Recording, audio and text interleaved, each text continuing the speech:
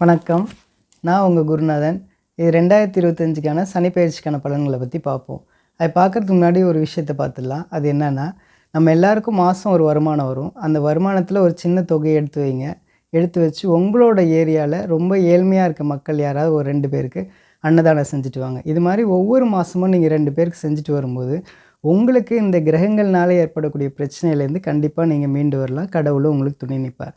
இப்போது மீன ராசிக்கான சனி பெயர்ச்சிக்கான பலன்கள் 2025க்கான பலன்களை பற்றி பார்ப்போம். கும்ப ராசிலேருந்து மீன ராசிக்கு சனி பெயர்ச்சி ஆகிறாருங்க. இது எப்போ அப்படின்னா 29 மார்ச் 2025 பெயர்ச்சி ஆகிறார். அப்போது உங்களோட ராசிக்கே சனி வர்றார். அப்படின்னா என்ன அர்த்தம்னா, உங்களுக்கு ஜென்ம சனி ஸ்டார்ட் ஆகுதுன்னு அர்த்தம்.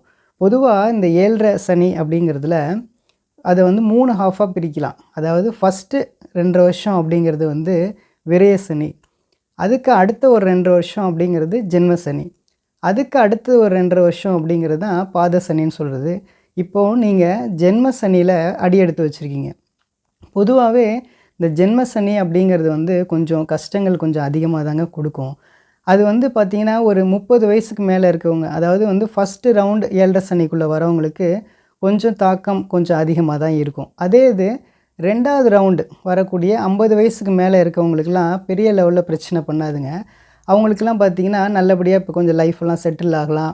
அதே மாதிரி குழந்தைகளுக்கெல்லாம் நல்லபடியாக திருமணம் பண்ணி கொடுப்பாங்க. வீடு வாசல் நிலங்கள் இந்த மாதிரி எல்லாமே வாங்கலாம். உடல்நிலையும் ரொம்ப ஆரோக்கியமாக நல்லா இருக்குங்க. அவங்களுக்கு ஒரு பெரிய லெவல் பிரச்சனை பண்ணாது. அதே 30 வயசுக்கு மேலே இருக்கவங்களுக்கு இந்த ஃபஸ்ட் ரவுண்ட் 7.5 சனியில் இந்த ஜென்ம சனி நடக்கக்கூடியவங்களுக்கு கொஞ்சம் தாக்கம் கொஞ்சம் அதிகமாக தான் இருக்கும். பொதுவாகவே இந்த மாதிரி விஷயங்கள் எல்லாமே நம்ம கடந்து தாங்க போகணும் லைஃப்பில். ஆனாலும் நீங்கள் தன்னம்பிக்கையை மட்டும் 1% நீங்கள் இழந்துடாதீங்க. எல்லாமே வாழ்க்கையில் நமக்கு ஏற்ற இறக்கங்கள் இருக்க தான் செய்யும். நீங்கள் கொஞ்சம் அட்ஜஸ்ட் பண்ணி தான் இந்த மாதிரி காலகட்டங்களில் நீங்கள் கடந்து தான் போகணும். பொதுவாக இந்த ஜென்ம சனியில் பார்த்திங்கன்னா, உங்களுக்கு யார் நல்லவங்க யார் கெட்டவங்க, அதே மாதிரி காதலிக்கிறீங்க அப்படின்னா காதலன் எப்படி, காதலி எப்படி, அந்த மாதிரி எல்லா விதமான மனுஷங்களை பற்றி நீங்கள் நல்லாவே புரிஞ்சுக்கலாம்.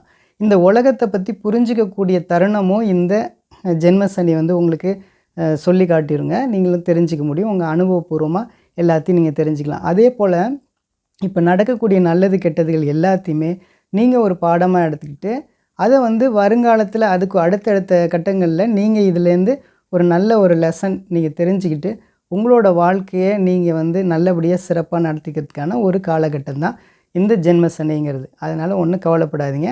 அதுக்கப்புறம் இந்த 7.5 சனியில் பொதுவாக திருமணத்துக்காக வெயிட் பண்ணிகிட்டு இருக்கக்கூடிய இளைஞர்களுக்கு கொஞ்சம் திருமணம் பார்த்திங்கன்னா இந்த ஜூன் டு நவம்பர் 2025 கொஞ்சம் இழுபறியாக இருக்குங்க. அதே இது இந்த இயர் எண்டு 2025 பார்த்திங்கன்னா டிசம்பராக இருக்கட்டும், அதே மாதிரி நெக்ஸ்ட் இயர் 2026 ஜனவரிலாம் ஒரு நல்லது ஒரு உங்களுக்கான திருமணத்துக்கான அமைப்புகள் நல்லபடியாக திருமணம் முடியுங்க. அதே மாதிரி உங்களுக்கு இந்த மாதிரி காலகட்டத்தில் முடியாட்டி கூட 2026 கண்டிப்பாக நல்லபடியாக திருமணம் நடந்துருங்க.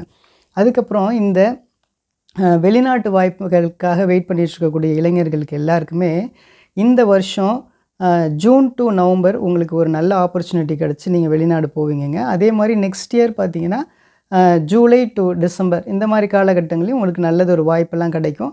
நீங்கள் நல்லபடியாக அது மாதிரி வெளிநாடுலாம் போய் நல்லபடியாக சம்பாதிக்க முடியுங்க. அதே மாதிரி பார்த்திங்கன்னா இந்த சனி பார்க்கக்கூடிய இடங்கள்லாம் எங்கெங்கே அப்படின்னா 3ஆம் இடம்னு சொல்லக்கூடிய தைரிய வீரிய ஸ்தானத்தை பார்ப்பார். அதே மாதிரி பார்த்திங்கன்னா அவர் சனி 7ஆம் இடத்தை பார்ப்பார். அதாவது கணவன் மனைவியை குறிக்கக்கூடிய ஸ்தானத்தை பார்ப்பார். அது கலஸ்திர ஸ்தானத்தை பார்ப்பார். அதே மாதிரி அடுத்தது பார்த்திங்கன்னா 10ஆம் இடம்னு சொல்லக்கூடிய தொழில் ஸ்தானத்தை பார்ப்பார், கர்மஸ்தானத்தை பார்ப்பார். அப்போது இந்த மாதிரி இடங்கள்லாம் பார்க்கும்போது என்னென்ன நன்மை தீமைகள் நடக்கும் அப்படின்னா, பொதுவாக 3ஆம் இடத்தை பார்க்கும்போது கொஞ்சம் நீங்கள் டிசிஷன் மேக்கிங் பண்ணும்போது, அதாவது ஒரு டிசிஷன் எடுக்கும்போது கொஞ்சம் குழப்பமான மனநிலையில் இருப்பீங்க. கொஞ்சம் தெளிவு அந்தளவுக்கு நீங்கள் தெளிவாக நீங்கள் டிசிஷன் எடுக்க மாட்டீங்க. அதனால என்ன ஆகும் அப்படின்னா, நீங்கள் தொழில் வியாபாரம் பண்ணும்போதாக இருக்கட்டும், நீங்கள் டிசிஷன் கொஞ்சம் சரியாக எடுக்காதனால கொஞ்சம் தொழிலாக இருக்கட்டும், அதே மாதிரி நீங்கள் குடும்பத்தில் சில விஷயங்கள் முடிவெடுக்கிறதா இருக்கட்டும், இந்த மாதிரி விஷயங்களில் ஆஃபீஸ்லேயும் நீங்கள் முடிவெடுக்கிறதுல கொஞ்சம் குழப்பமான மனநிலையில் சில டிசிஷன் எடுக்கிறனால அந்த விஷயம் கொஞ்சம் ப்ராப்பராக நடக்க முடியாமல் சூழ்நிலை ஆகுங்க.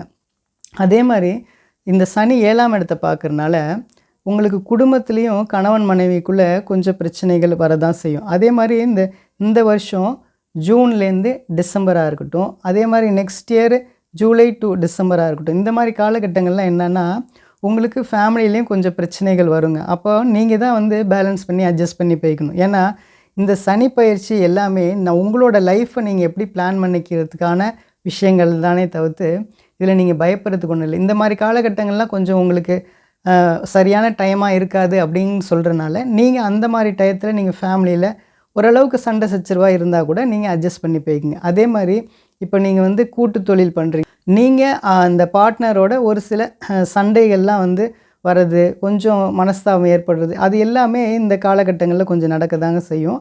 அதையும் நீங்கள் வந்து சரிவர நீங்கள் வந்து பேலன்ஸ் பண்ணி போயிட்டீங்கன்னா இது வந்து உங்களுக்கு ஒரு பெரிய விஷயமா இருக்காது. அதே மாதிரி பார்த்திங்கன்னா இந்த சனி அடுத்து பார்க்கக்கூடிய இடம் 10ஆம் இடத்தை பார்க்குறனால தொழில்லையும் சின்ன சின்ன பிரச்சனைகள்லாம் இந்த மாதிரி காலகட்டங்களில் வந்து போய் தாங்க இருக்கும்.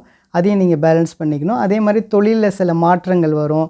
நீங்கள் வந்து வேறு கம்பெனி போய் மாறி ஒர்க் பண்ணுறதா இருக்கட்டும், அந்த மாதிரி வாய்ப்புகளும் கிடைக்கும்.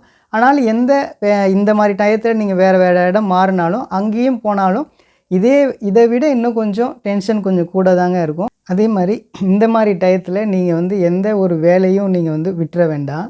வேலையில் கொஞ்சம் டஃப்பாக இருந்தால் கூட ஒரு பேலன்ஸ் பண்ணி விடுங்க.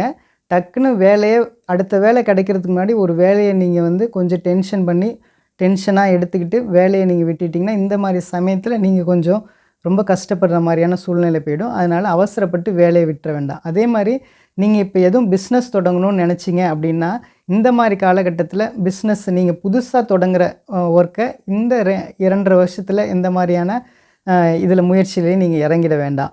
அதே மாதிரி வேறு யாரையாவது தொழில் நம்பி நீங்கள் வந்து இன்வெஸ்ட் பண்ணி இறங்குற மாதிரியான விஷயங்களும் இந்த மாதிரி காலகட்டங்களில் செய்ய வேண்டாம். அப்படி நீங்கள் இந்த மாதிரி காலகட்டங்களில் நீங்கள் எதுவும் செய்கிற மாதிரி இருந்தீங்கன்னா அது வந்து உங்களுக்கு கொஞ்சம் நஷ்டத்தை தான் உருவாக்கும். அதனால் கொஞ்சம் தெளிவாக நீங்கள் முடிவெடுத்துக்குங்க, கவலைப்படாதீங்க. அதே மாதிரி உங்களுக்கான பரிகாரங்கள் அப்படின்னு சொன்னால் நீங்கள் திருநள்ளாறு போய் சனீஸ்வர பகவானை வணங்குங்க. அதே மாதிரி கோளூர் பதிகம் டெய்லி படிங்க.